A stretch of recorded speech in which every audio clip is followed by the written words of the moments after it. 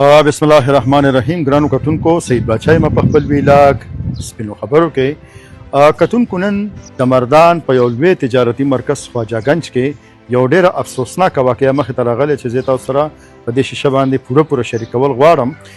کتونکو، نن سحر د بابو محلې چې هغه د خواجه گنج یو ډېره مین محله ده، د خواجه گنج بازار نه صرف 200 فوټه کې موجوده د سیک برادرۍ او عبادت خانه ګوردواره سیک سبا چې د ډېر وخت نه په دې ځای کې موجود ده، د هغې په دویم منزل باندې 2 کسان په ډز وژلي شوي دي.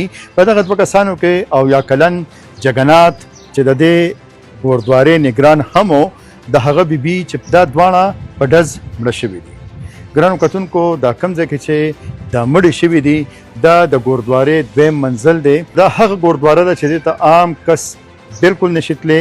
دلته چې کم خلک راځي هغه د ګورو نانک پیروکار دي، هغه د دغه عبادت خانې سره تعلق ساتي، دغلته کې هغه خپل عبادت له راځي. د واقعې نه پس لږ ساعت کې د هوټي تانې پولیس هم را رسېدلی دي. دلته کې چې د اقلیتي امورو کم صوبایي اسمبلی ممبر دی سریش کمار، هغه هم په موقع را رسېدلی دی. ورپسې ډي پي او مردان هم را رسېدلی دی. د هغې نه پس بیا نور افسران هم را رسېدلی دي، د سی سی ډي افسران هم راغلي دي. ورپسې بیا ډي آی جي مردان هم راغلی دی. مردان کې سیک برادري په ډېر ګڼ شمېر ده. دا هغه اقلیت دی چې هغه زیاتره د تجارت سره تعلق ساتي او د مردان په هول سیل تجارت کې د دوی یو برخه ده.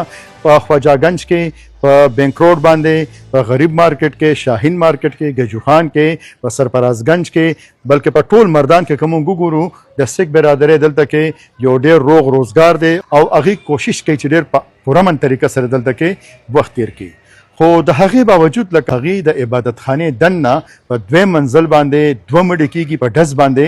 دا ډېره د تشویش او د افسوس خبره ځکه ده دا کم خلک چې دلته کې موږ سره په اقلیتو کې دي، که موږ سره هندوان دي، که موږ سره سیکان دي، که موږ سره عیسایان دي، که موږ سره نور داسې اقلیت دي چې هغه په مردان کې اوسي، دا د مردان د انتظامیې، د مردان د خلکو ذمواري ده چې د هغې حفاظت ځکه وکړي چې موږ ته دا حکم اسلام کړی دی.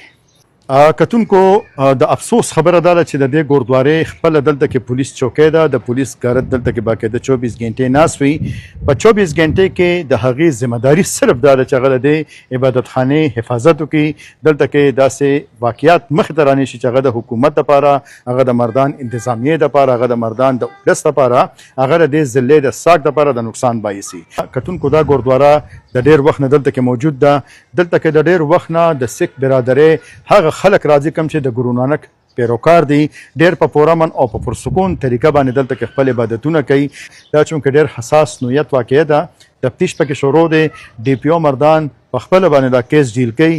نامعلومه خلکو خلاف دفاع شوی دی. سی سی ډي والا حکام هم په موقع باندې موجود و، راغلی و.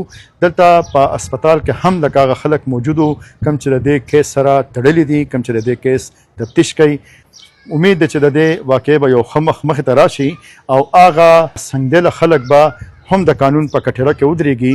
کومو خلکو چې دا شریف خلک په ډز ویشتي دي، کومو خلکو چې په عبادت خانه باندې حمله کړې ده او کومو خلکو چې په عبادت خانه کې دننه قتل و غارت کړی دی.